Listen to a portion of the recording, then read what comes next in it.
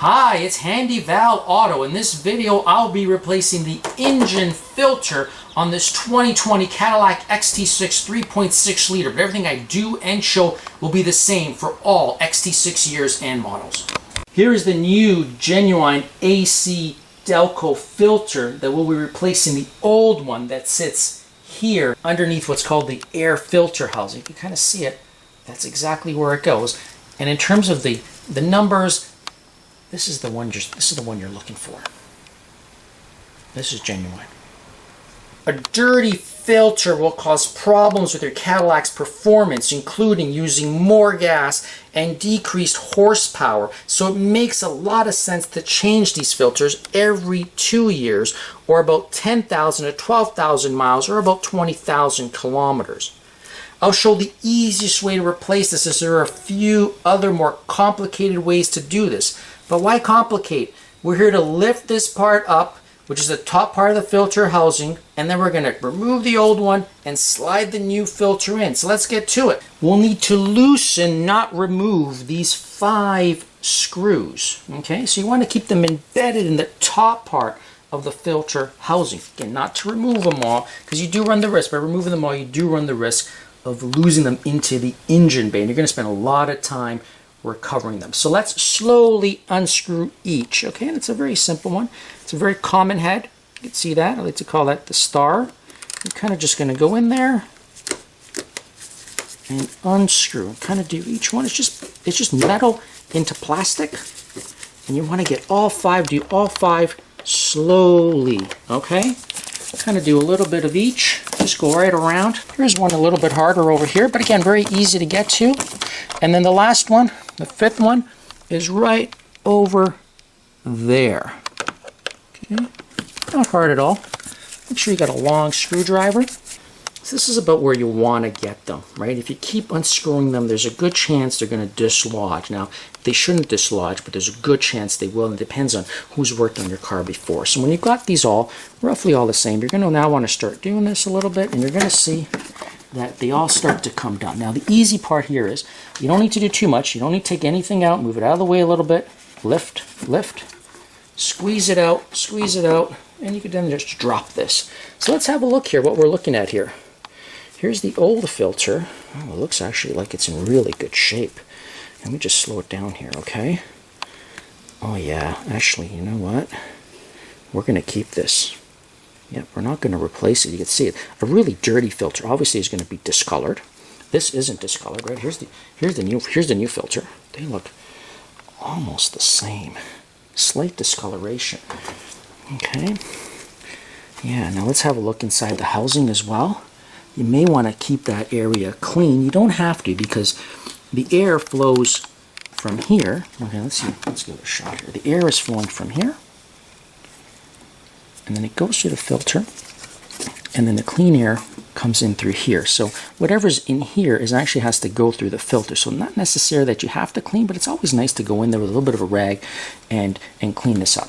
So checking my files, this thing was actually taken out about a year ago with about 7,000 miles, or about 10,000 kilometers. So again, it's traveled highway, but again, it depends on where you live. If you live in construction zones, you live in kind of rural areas, lots of dirt, lots of dust will dislodge and embed themselves here. And I've actually seen some cars where filters get really dirty. Actually, it won't even allow the car to start. Now that's obviously an extreme situation. So let's put this one back into place, and let's zip it up and see how it looks. Okay, it's good to get this edge nice and clean, because that's ultimately where the filter is going to go. See a little edge around there? I want to make sure that's okay. Nothing is not. And then you go around the edge around here too. Kind of see those areas around there, right? That's where the filter is going to rest, up there. Okay, I'm going to go around there.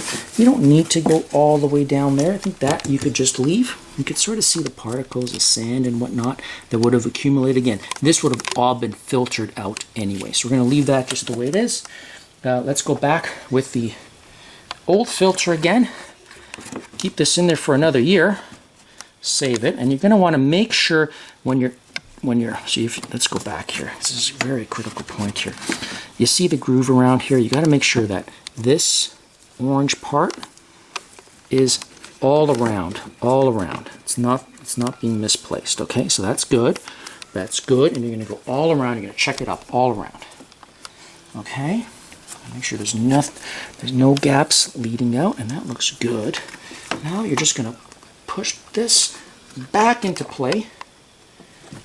And once you line it up, all you need to now do, and again, you want to check all around, make sure you don't have any of that orange stuff petering out anywhere around there. Okay, that looks like it's good. We're going to go back with the screw, and again, what you're going to want to do is uniformly just keep going around. Uniformly keep going around until you have it all the way. Just a little bit on each screw, and you're going to go around a few times.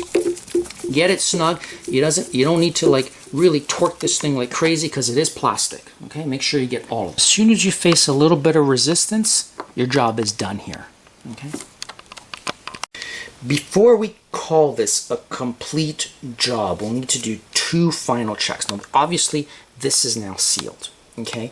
Now you're going to want to make sure you didn't disturb any of these hoses. Okay. It looks like, you know, from you saw the video, we didn't really disturb anything, but sometimes, again, depending on who worked on your car previously, they might have disturbed some of these, and you may need to tighten them. Not that difficult, if indeed they are. Second, you need to get into the car, turn it on, turn the engine on, and give it a check, and ensure once again that nothing here is running rough. You'll be able to know if it's running rough. It's going to shake, it's going to look like it's weird. If it's running rough, then it could be that the filter wasn't seated properly. Very, very rarely will that ever happen, or that you have some sort of, these things are a little loose. Okay? And that's it.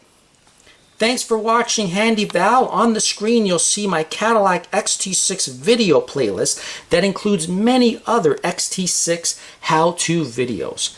Thank you for watching Handy Val. Wishing you the best.